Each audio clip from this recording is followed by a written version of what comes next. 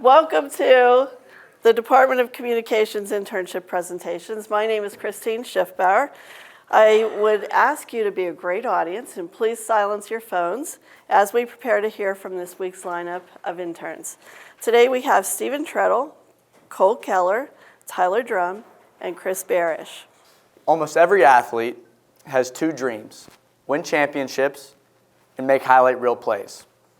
I was no different. And during my internship with KDKA radio, I got to be on the other side of that camera and those highlight reel plays. A quick overview of what I will be discussing today will be the mentors I had along the way, my main duties and responsibilities, some additional projects I got to work on, and my closing thoughts. To start out, I have my two mentors, Cale Berger and Ben Tenuta.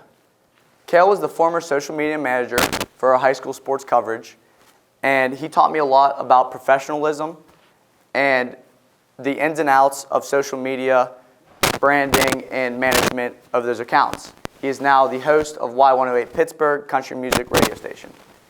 Ben Tenuta is the multimedia production coordinator at KDKA Radio, and between all his social media platforms, he has over 500,000 followers and has had hundreds upon hundreds of millions of views. Now, working with and for Ben has kind of been a full circle moment for me. Whenever I was in high school playing basketball and Ben was starting up his multimedia services, he filmed a couple of my games, and this was a few of his first videos. Now, after a few good games, he reached out to me, struck up a conversation, and that conversation turned into a friendship. A couple years went by. As I was a freshman in college, I wanted to try out the whole multimedia thing as well. So Ben was the person that was there who told me what computer to get, what editing services to use, what camera, what lens, and he was really my guide through all of that. And he showed me what it meant to work hard in this field and how to be organized, because whenever you're going back and looking through footage, you got to know where stuff's at, and you never know what clip you're going to need when.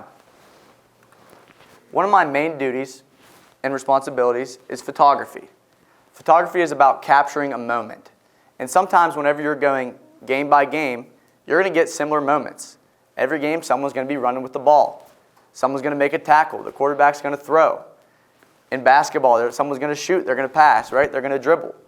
So as a photographer, it's your job to find different ways to capture not only these game moments, but also the emotion, the celebrations, and the atmosphere of the overall game and event. The shots we use, we had to have a way to use them for storytelling for our social media, so-and-so won the game, right? And find different ways to capture these highlight moments. Something I struggled with at first was knowing when to take pictures and when to film video. Because with multimedia, we do both, and you don't want to miss specific moments doing one thing or the other. Another duty I had was videography. The first form of content I'm going to talk about is our short form content. And these videos, they're a lot less work than some of the longer stuff. It's simple editing. You want it for a quick turnaround, either the day of, the day after. It's a simple highlight, maybe a couple with some slow motion, a couple clips, nothing crazy. It's just about capturing a specific moment that you can put out. And typically, the way the social media algorithms work these days, these are the ones that get the most views. Now, the longer form content is what we do for a lot of our recap videos. These are full game recaps, like you see here, of a specific game. And now we are a radio station, so we merge our radio broadcast in with the clips that we get to tell the story of how the game went. Now, this is more tedious work than the short form content. And sometimes you're working on a 2 to 3 second sequence of the video for 30 minutes. Now, if you ask my roommates, that's probably not the most pleasant thing to hear. However, this game in particular was special to me because this team in the blue and gold only had 12 players that showed up that particular day due to off-field reasons. Now, if you want to know anything about football, that's crazy to play with only 12 guys. And they ended up winning 68-0. And I got the idea to put some content out on our social media page about how crazy of a scenario it was. And the video I posted ended up getting over 4 million views. And one of my favorite football players, Cam Hayward, Pittsburgh Steeler, who I've been watching since I was little, use some of my video on his podcast, which was a super surreal moment for me, just knowing that my stuff was being seen out there. My final duty is being a social media manager for our high school sports coverage. Now, if you look over here, me on the left, that's pretty much what I look like most of these games, which is far different from whenever I have my camera and I'm filming the whole time, taking pictures, and I worry about all the editing after. Here, I'm trying to get out live coverage, score updates, highlights, clips for our Instagram stories, our X, and then the post-game interviews with the coaches, the player of the game, all that content. So it's a lot of typing up captions, putting out updates, and something I learned was that at first I wasn't prepared. I would show up and try to figure out as I went. But as I went along, I realized that if I had some captions ready pre-game, then I wouldn't be in such a rush during the game. I could get the stuff out that I needed to get out. Some additional projects I worked on was our Going Low golf content with Cale Berger on the left there, and then our Wing It segments with Donnie Football. So starting with the Going Low, I'm a big golf guy. So this was super fun for me to get to go out there with some unique guys. On the left, we have Justin Moose, who's a long drive competitor, hits the ball very far, and some people that might not be interesting. For me, I loved it. It was cool to see someone with that skill set get to go out there and do their thing. And I got to capture it, brainstorm ideas of how we could make this interesting. And that was a little bit slower from our typical high school sports coverage, but it was something I think enhanced my skill set in the multimedia space. The next thing is, which was one of the first things I did for KDKA, which was Wing It with Donnie Football. Donnie Football is a Waynesburg alumni, and this consisted of me and Donnie going out to bars and grills in the Pittsburgh area, and I filmed him eating wings. Now, someone who also likes to eat and also likes wings, I thought this was the dream job. I knew that I was in the right space to get paid to go out and eat wings and film a little bit. That was awesome for me.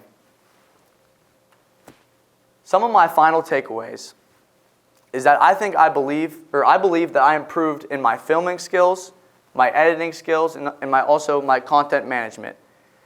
Like I said before, at first I would film and then everything would kind of get thrown on the backlog. Working for KDKA, when we have a more strict schedule than doing freelance stuff, I realized that I had to be more prepared. I had to be more organized. It also confirmed to me that sports media is a career that, for me at least, is worth pursuing. I'm very passionate about sports, and hopefully I can do this and work in this space for a long, long time. Finally, I'm definitely more motivated and confident in my creative abilities than ever before.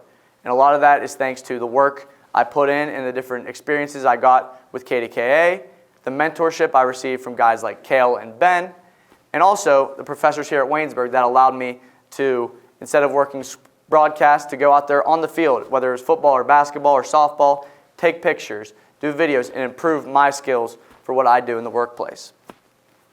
Now, for any questions.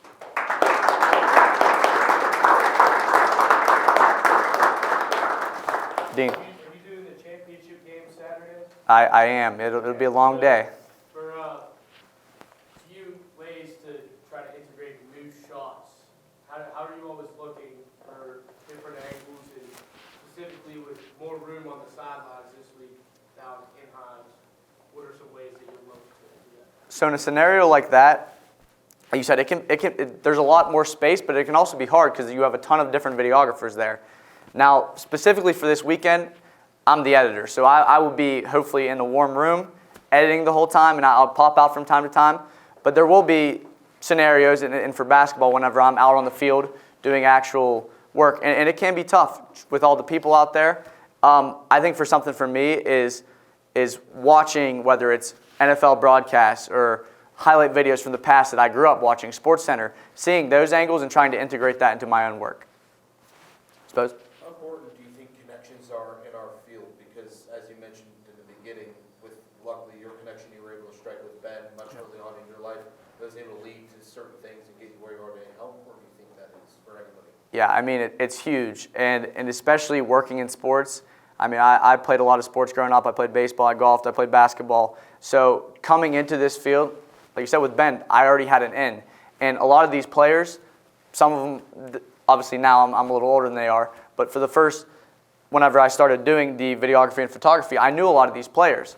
So it helps me to get access, like Cole mentioned, with some of these guys who typically, whenever they're like a 5-star or a superstar, right, they're more closed off. But if you have a relationship with them, that'll help you out. And it can help you get other connections to grow your own personal brand.